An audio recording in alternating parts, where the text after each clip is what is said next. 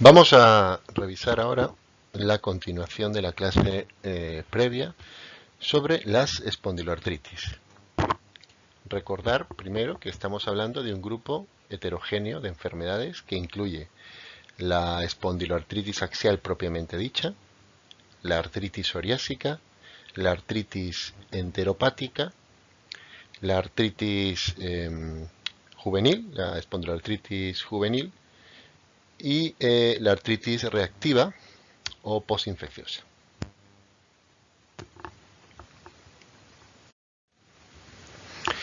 Nos vamos a referir fundamentalmente como ejemplo de la espondiloartritis a la espondilitis anquilosante con algunos detalles, matices para las otras enfermedades. ¿Dónde se produce la inflamación en estas enfermedades? Pues en las articulaciones sacroiliacas fundamentalmente, en los puntos de anclaje de los tendones en los huesos, o sea, los puntos entésicos, en los cuerpos vertebrales, en los discos intervertebrales, en la sinovia articular periférica, en el tubo digestivo e incluso en el ojo.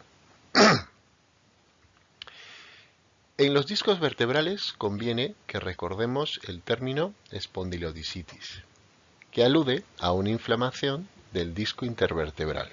Es un concepto que, aunque está más relacionado con temas de infección, en el caso de las espondiloartritis no tiene una vinculación infecciosa, sino que es más bien el resultado de un proceso inflamatorio. A nivel de los cuerpos vertebrales nos vamos a encontrar con unas lesiones muy típicas y muy características de esta enfermedad, que se localizan inicialmente en los cuadrantes superiores o inferiores, anteriores y posteriores de los cuerpos vertebrales, y tienen una característica radiológica que vamos a ver.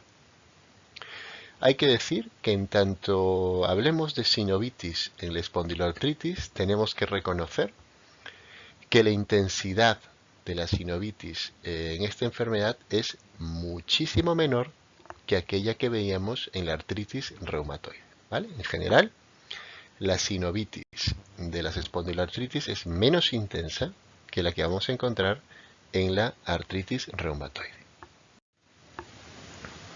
Hablemos de lo más característico, que es la inflamación sacroiliaca, ¿no? Vuelvo a hacer mención de que estamos hablando de las espondiloartritis en general.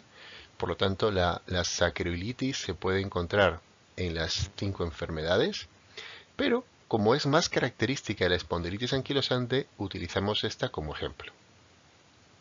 Tiene 3 fases fisiopatológicas. La primera es una sinovitis, es decir, una inflamación del contenido y continente de la articulación sacroiliaca con médula ósea de aspecto mixoide, donde se va a encontrar tanto depósitos de infiltrados inflamatorios como grasos. En la fase intermedia, la formación del panus. El panus es un término que ya habíamos escuchado en la artritis reumatoide, ¿no?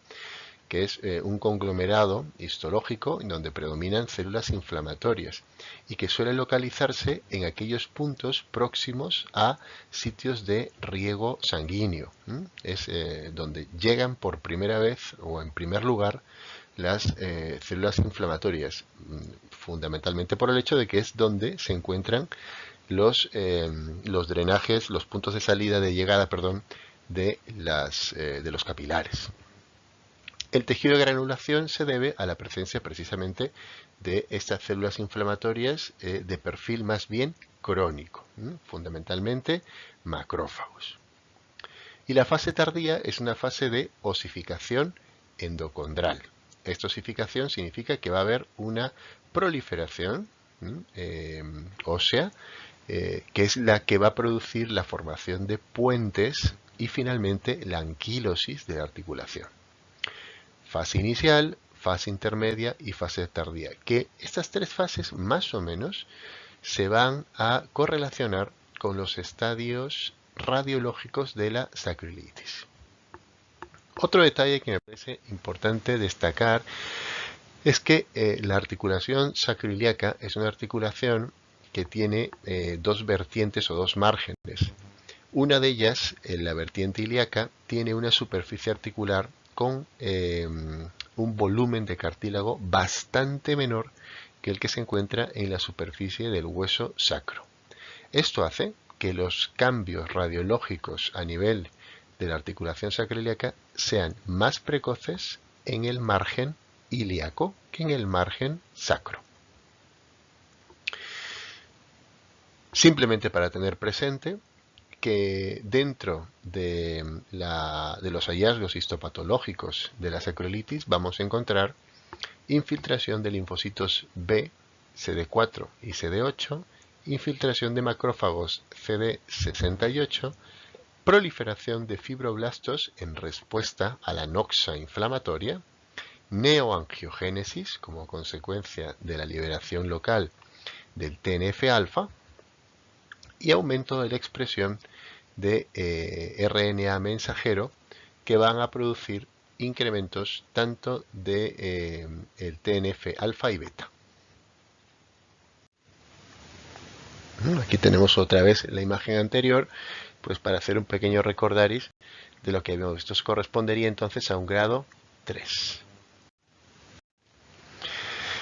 Podemos hacer aquí un poquito de práctica, ¿no? Vemos aquí una articulación sacroiliaca, aquí vemos otra articulación sacroiliaca y vemos que el espacio articular durante todo el recorrido es constante, no vemos esclerosis ni tampoco vemos pinzamiento. Una manera práctica de valorar la esclerosis es comparando la cortical del anillo pélvico con la cortical de la articulación. Lo que deberíamos interpretar como esclerosis es una intensidad muy similar a esta. Como no la vemos, pues entonces nos quedamos bastante más tranquilos. Esto sería un grado 0. Veamos aquí. Aquí podríamos decir, por ejemplo en este lado, que el espacio articular está un poquito incrementado. Bueno, respecto de este sí, lo podemos decir. También podemos decir que existe quizás algún grado de esclerosis aquí. Pues podría haberlo si lo comparamos con el anillo pélvico. En este caso lo que veríamos es un estrechamiento y también cierto grado de esclerosis. A esto le podríamos dar, a este grado, a esta articulación sacroiliaca, un grado 3 y a este un grado 2.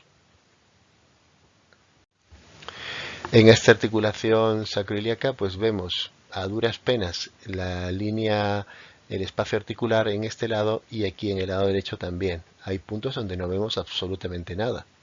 Aquí podemos darle con toda tranquilidad un grado 3 bilateral. Aquí, por ejemplo, podemos ver esclerosis, pero sin embargo vemos continuidad del espacio articular en el lado derecho, mientras que en el lado izquierdo, además de la esclerosis, si la comparamos, esa hiperintensidad, ese refuerzo esclerótico radiopaco con el anillo pélvico, pues se corta, ¿no? Se pierde el espacio. Por lo tanto, aquí podemos decir que este sería un grado 3, mientras que este sería un grado 2.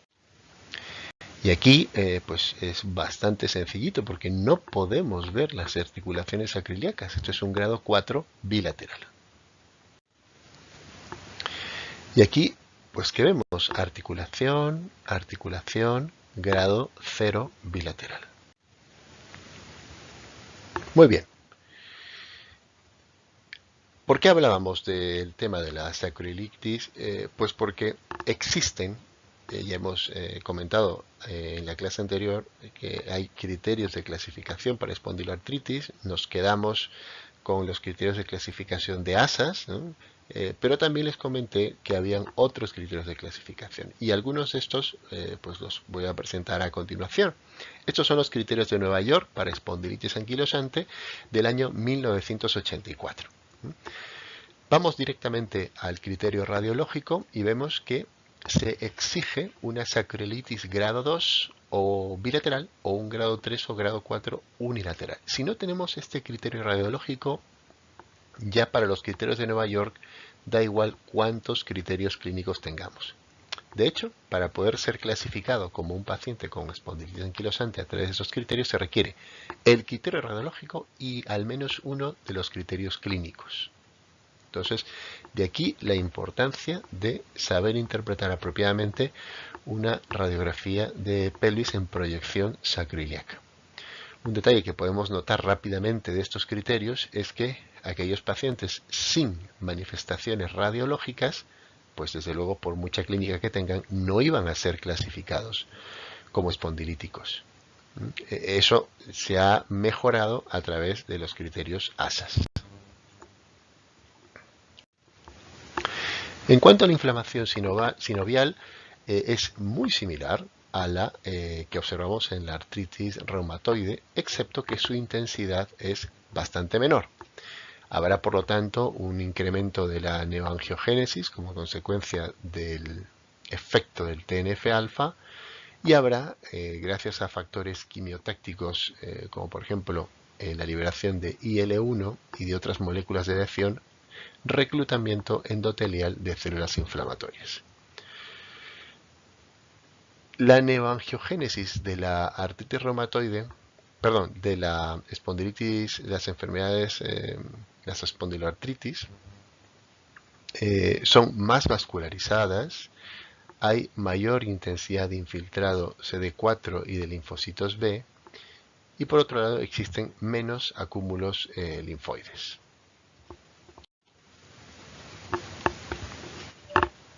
Quiero destacar que dentro de los infiltrados granulomatosos existe una célula en particular que es el macrófago CD163 que produce mucho TNF-alfa y una cantidad muy pequeñita de interleuquina 10. ¿Por qué es importante la interleuquina 10? Pues la interleuquina 10 es de las pocas citoquinas que tiene un efecto antiinflamatorio. Inhibe la síntesis de otras citoquinas proinflamatorias en los linfocitos T y por parte de los macrófagos. Por lo tanto, cuanto menos liberación de IL-10 se produzca, mayor respuesta inflamatoria va a haber. Y esta respuesta inflamatoria sigue la vía TH1. Entonces, tengamos en mente esta interleuquina, la interleuquina 10, porque es inusual que una interleuquina tenga función antiinflamatoria, y esta es una de las pocas, y recordemos que es producida por el macrófago CD163. En cuanto a la inflamación entésica, hay que recordar dos aspectos. Uno, que comentamos en la clase anterior, y es que esta está mediada por la interleuquina IL-17 y por la interleuquina IL-23. De hecho, también habíamos comentado que a fecha de hoy existen terapias biológicas que van dirigidas a inhibir los efectos de estas dos interleuquinas.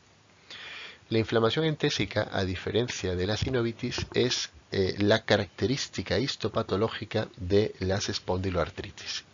Y esto es el eje fundamental de la comprensión de estas enfermedades. Desterremos que la sinovitis es el eje fisiopatológico de la enfermedad y pasemos directamente a reconocer a la entesis como la diana de la inflamación en las espondiloartritis en general.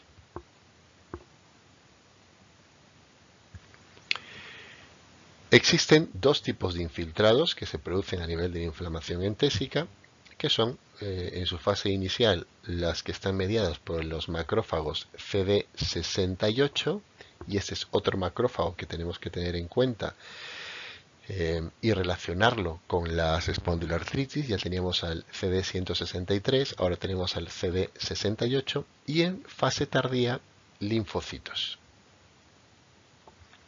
La inflamación entésica en sus fases iniciales lo que produce es un incremento del grosor del punto de anclaje de los tendones a nivel de la cortical. En una fase un poquito más avanzada, cuando ya esta inflamación ha tenido lugar y cuando el reclutamiento de macrófagos CD68 ya se ha hecho arraigo en este punto entésico, se producen liberaciones de proteasas que van destruyendo y al mismo tiempo estimulando la regeneración del hueso subcondral. y como consecuencia de esta regeneración desordenada se van a producir las famosas irregularidades corticales, que conforme se van agregando unas a otras generan esa imagen irregular de la cortical de la centesis, que es también característica de las entesopatías inflamatorias, pero que también se puede observar en entesopatías de orígenes mecánicos. La diferencia es que en las espondiloartritis, además de estas irregularidades, se producen dos fenómenos adicionales. Uno, que es la proliferación entesofítica, que por cierto también se puede ver en procesos mecánicos, simplemente por adaptación a la realización de ciertas actividades físicas. Y en segundo lugar, la presencia de proliferación de vasos nuevos.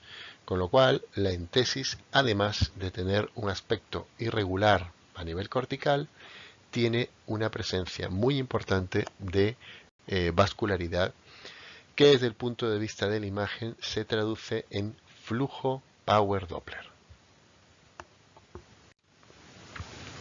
Simplemente a modo esquemático, recordaros que en la entesis existe una doble participación de la interleuquina 23, que va a ser liberada desde las células localizadas a este nivel, tanto por el efecto del plegamiento inapropiado del HLA27 o la formación de homodímeros, como habíamos visto en la clase anterior, que al actuar esta IL-23 sobre la célula T, C3 positivo, C4 negativo, C8 negativo, va a liberar tanto IL-17 como IL-22. La IL-17 es responsable de la inflamación, de la alteración de la arquitectura del hueso subcondral, y la IL-22, además de ser responsable del proceso inflamatorio, también va a ser responsable de la osteoproliferación. Por lo tanto, y si nos detenemos aquí, podríamos decir que mientras que la IL-23 produce osteoproliferación, inflamación y alteración de la arquitectura del hueso subcondral, la IL-17 es responsable más bien de la inflamación y de la alteración de la arquitectura subcondral. Es decir, que en un paciente en donde predomine la osteoproliferación, probablemente sea más apropiado tratar con inhibidores de la IL-23, mientras que en pacientes en donde la osteoproliferación no sea muy marcada, bastaría con tratar con inhibidores de la IL-17.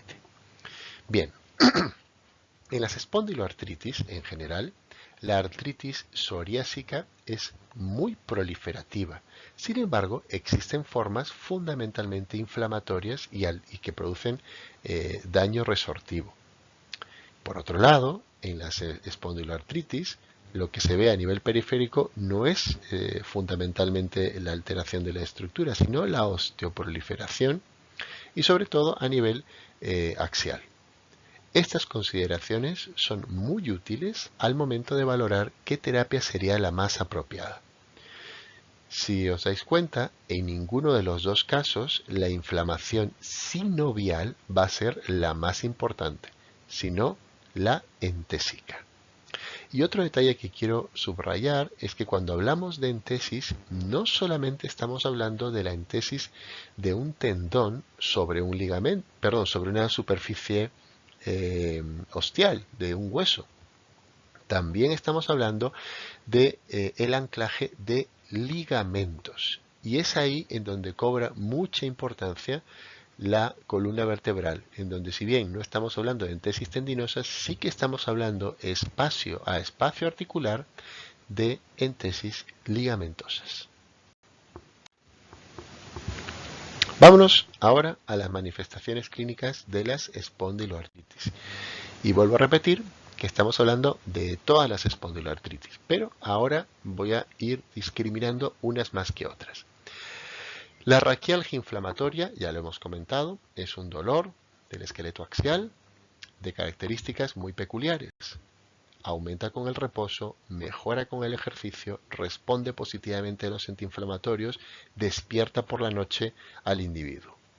La anquilosis es el resultado de la formación de puentes óseos entre dos estructuras muy fundamentalmente axiales, o sea, vertebrales, que limita la capacidad del individuo de movilizar estas articulaciones. Entonces, son limitaciones que al fin y al cabo son las que condicionan ese aspecto al andar, bueno, ese aspecto al estar erguido de los pacientes con espondilitis. La fractura se produce, entre otras cosas, porque los pacientes que tienen estas enfermedades reducen significativamente la movilidad del esqueleto axial. Eso reduce también la demanda metabólica a nivel de las vértebras y eso favorece la desmineralización ósea, ¿no? De la misma forma que la osteoporosis, una de las maneras como uno puede mejorar el metabolismo óseo es con el ejercicio físico, la inmovilidad inducida por la anquilosis, sobre todo por el propio dolor, pues condiciona que haya una disminución de la mineralización de los cuerpos vertebrales y esto condiciona, por supuesto, las fracturas. La artritis periférica se puede observar en todas las espondiloartritis, desde la anquilosante, por supuesto pasando por la psoriásica, y por la forma entérica, la forma juvenil y la forma reactiva. En el caso de la artritis psoriásica, la presencia de artritis periférica es habitualmente distal en las manos, pero no es excluyente que se presente dolor a nivel de articulaciones grandes de los miembros inferiores. Esto también ocurre en la espondilitis anquilosante, donde otra diana periférica también pueden ser las caderas. Un dato muy patognomónico de las enfermedades de las espondiloartritis respecto de otras enfermedades autoinmunes es la dactilitis. La dactilitis, mejor conocida como dedo en salchicha, es el resultado de una entesopatía a nivel de los dedos. Hay que tener en cuenta, y eso es muy importante, que la dactilitis no es exclusiva de las espondiloartritis.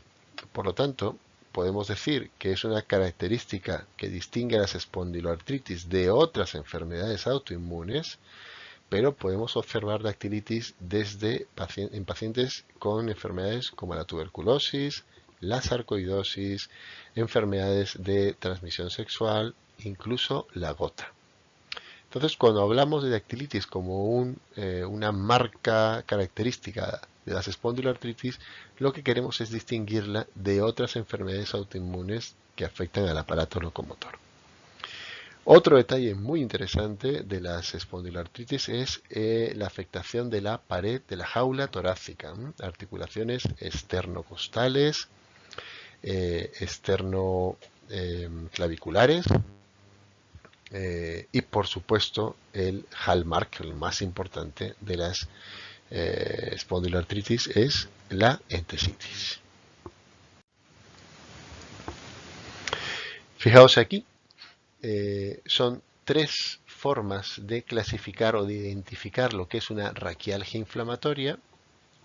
Yo personalmente me quedo con los criterios de Berlín y los criterios de los expertos, año 2006 y 2009. Vais a ver que son muy parecidos, por lo menos en el significado, pero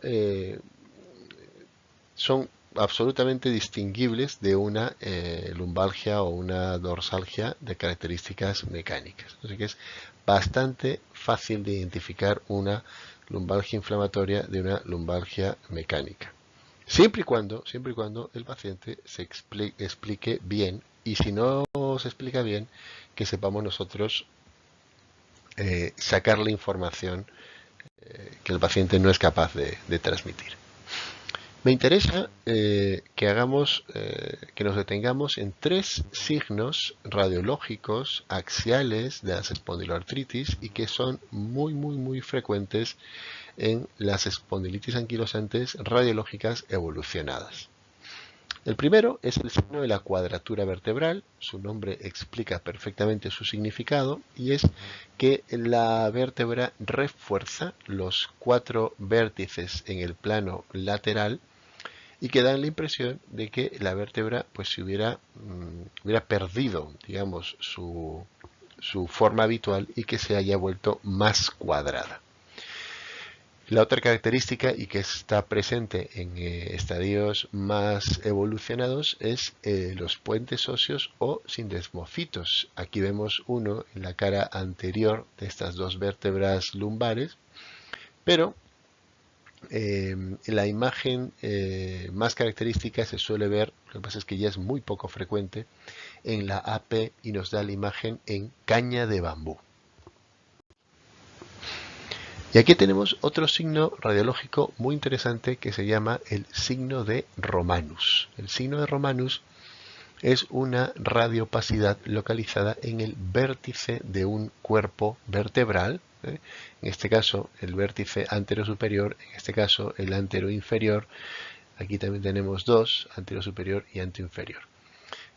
Si nosotros ordenamos cronológicamente la aparición de estos signos, el primero sería el signo de la cuadratura, el segundo el signo de Romanus, y fijaos como aquí ya se está insinuando un sindesmofito, que sería, digamos, la evolución tardía. Ya hemos hablado de la fractura vertebral, hemos hablado de la justificación debido a la inmovilización, pero también quería destacar que en los pacientes con enfermedades inflamatorias autoinmunes y sobre todo aquellos que tienen espondiloartritis se produce una sobreexpresión de la proteína RANK y su correspondiente ligando. Es decir, que además de las connotaciones de desmineralización que produce la disminución del metabolismo inducida por la pérdida de movilidad de estos pacientes, además el exceso de proteína RANK y su correspondiente ligando lo que producen es una hiperestimulación de los osteoclastos y como consecuencia de eso el fenómeno resortivo supera al fenómeno osteoformador.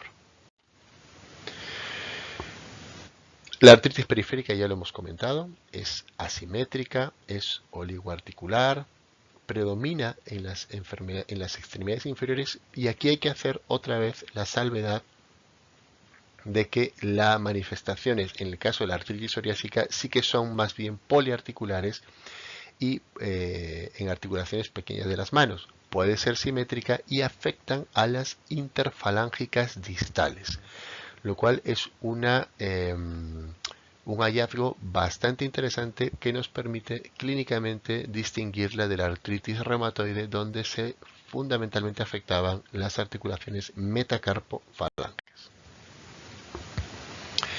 La dactilitis, ya lo hemos dicho, es una lesión característica de la espondiloartritis, el famoso dedo en salchicha.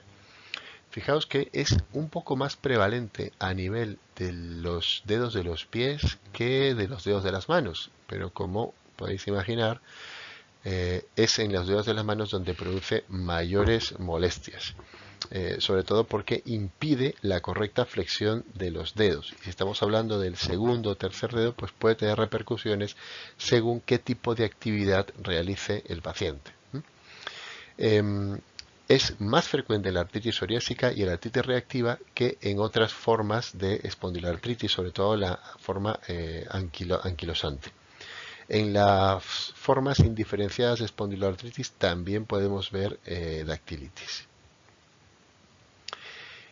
¿Qué es la dactilitis desde el punto de vista fisiopatológico? Pues que se os quede que es fundamentalmente una entesitis. Una entesitis, es decir, una inflamación de los puntos de anclaje de los tendones flexores, predominantemente flexores de los dedos, antes que los extensores. ¿De acuerdo?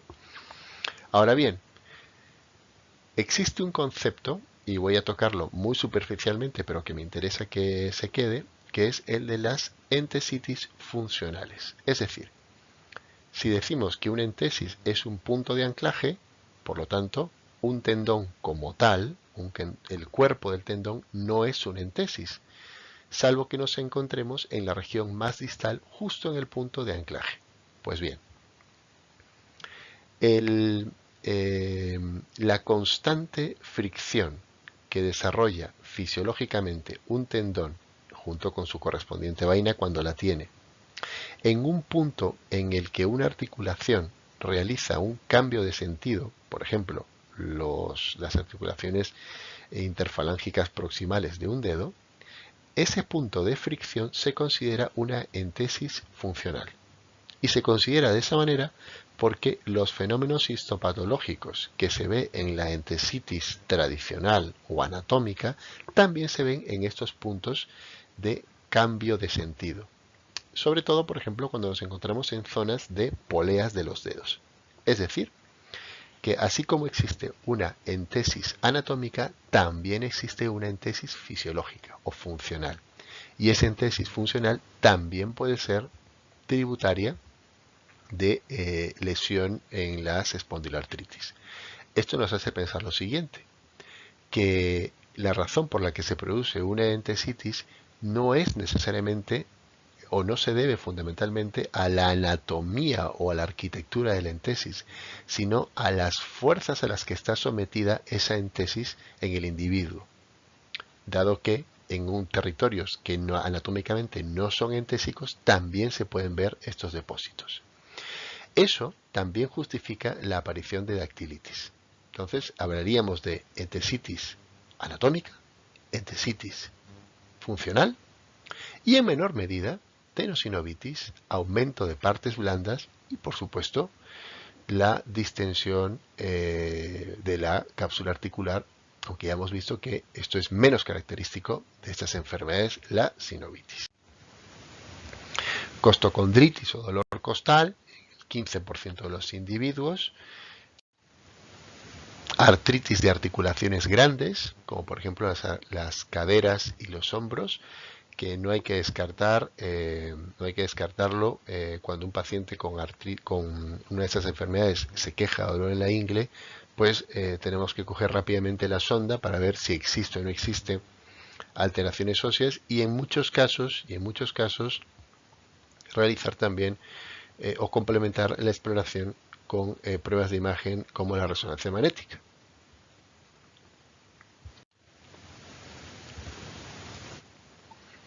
Yo creo que ya no hay nada más que añadir a nivel de la entesitis. Recordaros, eso sí, que las entesis más que tienen una carga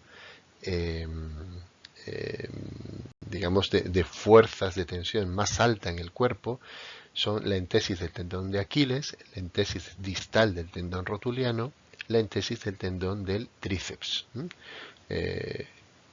Ahora, esos son entesis tendinosas, también existen entesis ligamentarias, y para ello simplemente recordar, por ejemplo, la columna vertebral, con todos los ligamentos paravertebrales, entre vértebra y vértebra. También tener en cuenta el epicóndilo y la epitróclea del codo y por supuesto la entesis anserina o entesis de la pata de ganso en la rodilla. Los estudios de esas entesis se hacen muy bien a través de resonancia magnética y muchísimo más fácil, porque está más a la mano, de la ecografía. Nos vamos a detener ahora en las manifestaciones extraarticulares. A la cabeza de todas ellas, tener siempre presente la uveitis anterior aguda. Es un signo de mal pronóstico, vinculado al HLA-B27. Produce dolor ocular, enrojecimiento, disminución de la agudeza visual.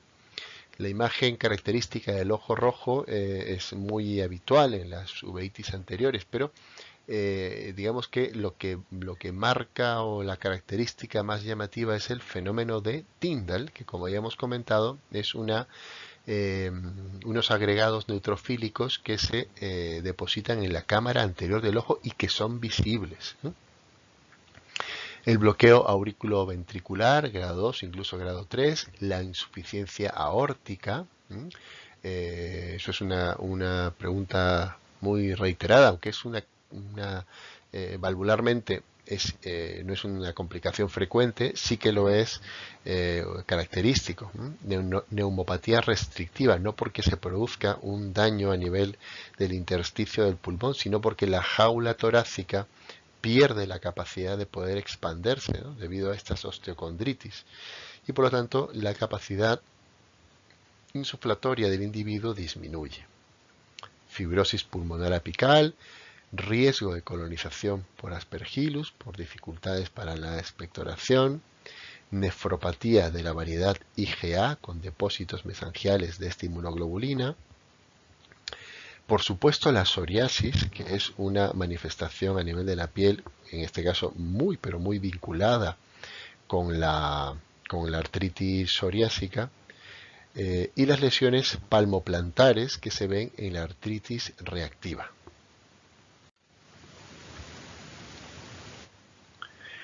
En cuanto a las manifestaciones digestivas, aquí prácticamente nos estamos refiriendo a una única entidad, que son las artritis enteropáticas, es decir, de pacientes que además de tener una espondiloartritis presentan sintomatología de una de las dos enfermedades inflamatorias intestinales.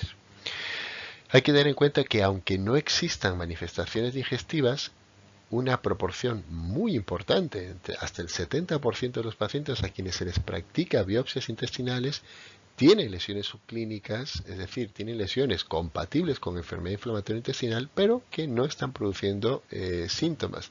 Y de todos estos, el 6% acaban siendo diagnosticados de la enfermedad de Crohn o de colitis ulcerosa. En cuanto a las pruebas de laboratorio, pues hay que decir que son sumamente inespecíficas. La PCR solamente se eleva en el 40% de los pacientes y la VSG lo mismo. Un dato interesante que nos puede hacer reflexionar es que la PCR y la VSG se elevan con mayor frecuencia cuanto mayor es el compromiso periférico del paciente, más que el compromiso axial. En cuanto al HLA-27, del cual hemos hablado extensamente en la primera charla de este tema, recordaros que está presente en el 92% de los pacientes con espondilitis anquilosante, pero al mismo tiempo en el 8% de la población sana, ¿vale? Entonces, si no tenemos el HLA-27, el diagnóstico de espondiloartritis baja, ¿no? Disminuye su probabilidad de manera considerable, y sobre todo si es que las pruebas radiológicas son normales.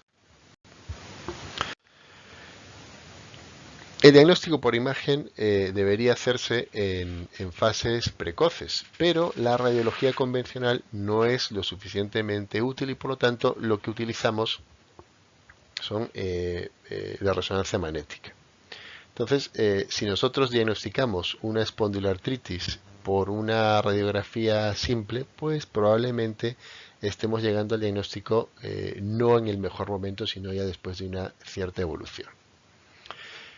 ¿Qué es lo que deberíamos estudiar de estos pacientes? Pues el talón, las articulaciones de las manos y los pies, la columna vertebral y las articulaciones sacroiliacas. Sería el pool radiológico que habría que pedir para hacer una correcta valoración inicial. Cuando nosotros encontramos que la valoración radiológica del esqueleto axial es normal, sin embargo tenemos o insistimos en que existe una sospecha legítima de espondiloartritis, pues entonces pasamos al camino de la resonancia magnética.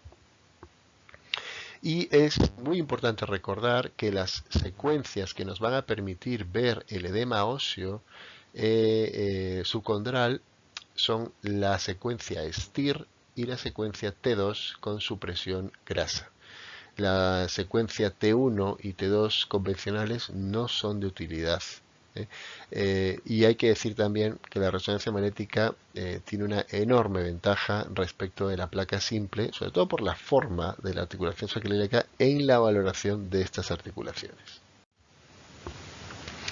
También hemos comentado que la gammagrafía es una prueba sumamente utilizada como forma de derivación de los pacientes con raquialgia inflamatoria a las unidades de reumatología, pero tiene una sensibilidad baja y una especificidad también insuficiente para poder utilizarla como medio diagnóstico. Hablemos ahora de los criterios de clasificación. Tenemos distintos criterios, no es importante que hagamos digamos, hincapié en todos ellos, pero simplemente a título de conocimiento saber que a lo largo de los años se han ido sacando criterios y que han sido modificados precisamente porque hemos sido conscientes que estas enfermedades no deben ser diagnosticadas cuando ya existe fase radiológica detectable, sino que se tiene que hacer lo antes posible. Y los criterios que utilizamos ahora, como comentaba al principio, son estos criterios, conocidos también como los criterios ASAS, en donde tenemos una serie de características clínico-analíticas de las espondiloartritis y al mismo tiempo la presencia de una prueba contundente, objetiva y categórica como la presencia del HLA-B27.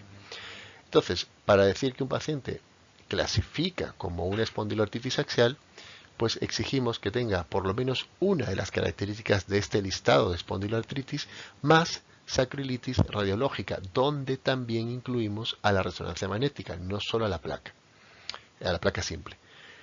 La otra posibilidad es a través de un positivo en el HLA-B27, teniendo al menos dos o más características de las espondiloartritis. No sé si os das cuenta, el hallazgo radiológico pesa más que el propio HLA-B27 para efectos de clasificación. Hablemos de las formas clínicas y empecemos con la espondilitis anquilosante, ¿no?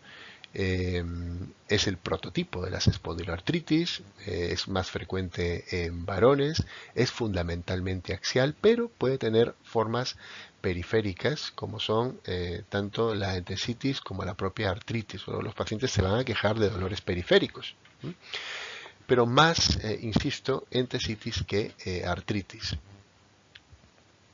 Los criterios de Nueva York modificados, que son los criterios que hemos visto al principio, no incluyen, y esto es muy importante subrayarlo, no incluyen o no tienen capacidad de detectar pacientes en fases pre-radiológicas, porque no le dan valor a la resonancia magnética. Para eso están los criterios ASAS, ¿de acuerdo? Entonces, aquí en esta diapositiva se pone que para su diagnóstico se utilizan los criterios de Nueva York, sí, en tanto que estemos hablando de fases radiológicas, pero lo correcto en la práctica clínica es utilizar los criterios ASAS.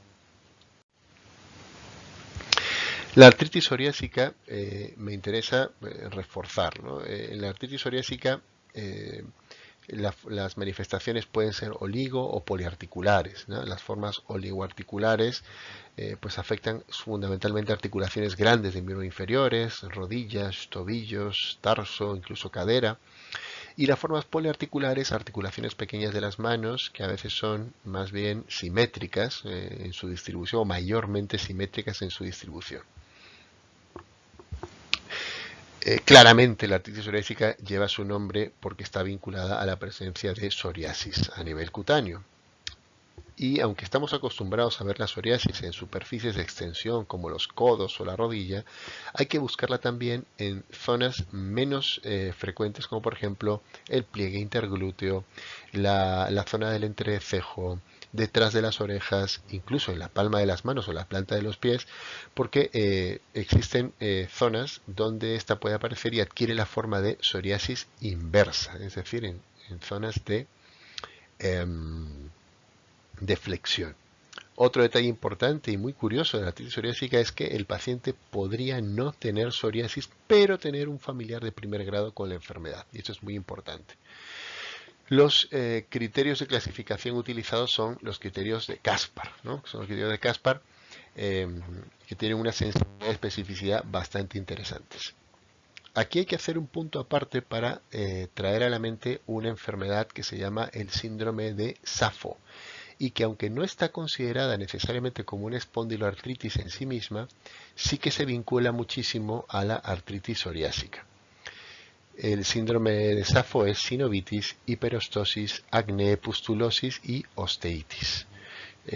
Cuando hablamos de un paciente con hiperostosis, presencia de acné y osteitis radiológica, seguramente estamos hablando del síndrome de Safo, más frecuente en mujeres en edades jóvenes. Artritis enteropática es más prevalente en la enfermedad de Crohn que en la colitis ulcerosa. Supone ni más ni menos que la quinta parte de los pacientes con enfermedad inflamatoria intestinal y afecta predominantemente a los miembros inferiores, rodilla y tobillo. Y ya finalmente entramos a la artritis reactiva. Tener en cuenta lo que habíamos comentado en la clase anterior, la artritis reactiva se presenta entre 1, 2 y hasta 3 semanas después de una infección, pues por distintos gérmenes que habíamos anotado. Aunque prácticamente la puede producir cualquiera, pues especial interés tienen el Campylobacter, la Shigella, el Clostridium, la Salmonella, la Clamidia, etcétera. Entonces hay que tener en cuenta un paciente que se presenta con una artritis periférica asimétrica, a veces sobre todo de articulaciones grandes de los miembros inferiores, preguntar si ha tenido una enfermedad infecciosa reciente. Es de buen pronóstico habitualmente, el manejo con antiinflamatorios suele ser bastante eficaz. Un detalle interesante, que es el que vincula la artritis reactiva con enfermedades de transmisión sexual, es la presencia de manifestaciones extraarticulares con iritis, conjuntivitis, entesitis, lesiones mucocutáneas y uretritis, ¿no? Este conjunto de signos y síntomas pues, nos hacen pensar en una enfermedad de transmisión sexual como origen de la artritis reactiva. Bien, ya finalmente simplemente hacer un poquito de repaso de lo que es el tratamiento de las espondiloartritis en general. Cuando hablamos de una enfermedad predominantemente axial, columna dorsal, columna lumbar y sacroiliacas, tenemos que pensar que la primera línea de tratamiento son los antiinflamatorios, que han demostrado que producen una disminución de la rigidez, disminución del dolor, mejoría de los síntomas nocturnos y devuelven al paciente a la actividad de la vida diaria. También han demostrado en algunos estudios disminución de la frecuencia de lesiones proliferativas, osteofitos y desmofitos en el esqueleto axial. ¿De acuerdo? Cuando hablamos de lesiones periféricas, de manifestaciones articulares periféricas, pues ya podemos hablar del uso de FAMES en general. Y los FAMES más utilizados son la salazopirina y el metotrexate. También la salazopirina tiene un lugar en el manejo de la patología axial de las espondiloartritis. Sin embargo, la ventaja que tiene sobre los antiinflamatorios es cuestionable. Cuando un paciente se presenta con síntomas mixtos, es decir, axiales y periféricos, no es inapropiado colocarle un antiinflamatorio de forma crónica y al mismo tiempo salazopirina o metotrexate, ¿vale? Hemos aprendido a tener más confianza en metotrexate por la costumbre que tenemos de su uso en otras enfermedades, fundamentalmente en la artritis reumatoide. Sí que es verdad que en las manifestaciones periféricas de la artritis psoriásica podemos llegar a dosis de hasta 25 miligramos semanales. También hay que decir que el metotrexate tiene una muy buena respuesta a nivel de piel en pacientes con artritis psoriásica. Tiene un efecto inmunomodulador que también beneficia las manifestaciones cutáneas. También hay que decir que el metotrexate también se utiliza en el manejo de la uveitis como agente inmunomodulador. ¿De acuerdo? Y por otro lado, ya comentar el el tema de la terapia biológica. El tema de la terapia biológica, pues digamos que uno de los requisitos fundamentales en la terapia biológica es reconocer el fracaso terapéutico de la primera línea de tratamiento, que vendría a ser el uso sucesivo de dos antiinflamatorios distintos a dosis plenas, ¿no? Cuando esto ocurre por un periodo de 6 meses, pues estamos completamente habilitados para poder solicitar o para poder iniciar tratamiento con terapia biológica. Y sobre la terapia biológica, simplemente comentar que, como en cualquier caso, tenemos que individualizar el caso de cada paciente. No va a ser lo mismo una mujer con deseos gestacionales que un varón. No va a ser lo mismo una persona que la que nosotros pensamos que va a tener una muy buena adherencia al tratamiento de una que va a ser un poquito más díscola. Y por supuesto, desde el punto de vista fisiopatológico de la enfermedad, habrá que valorar de qué tipo de enfermedad estamos hablando, si es una enfermedad axial, una enfermedad periférica o es una enfermedad con predominio entésico. Todas esas consideraciones tienen que ser tomadas en cuenta. Eso es todo. Muchas gracias.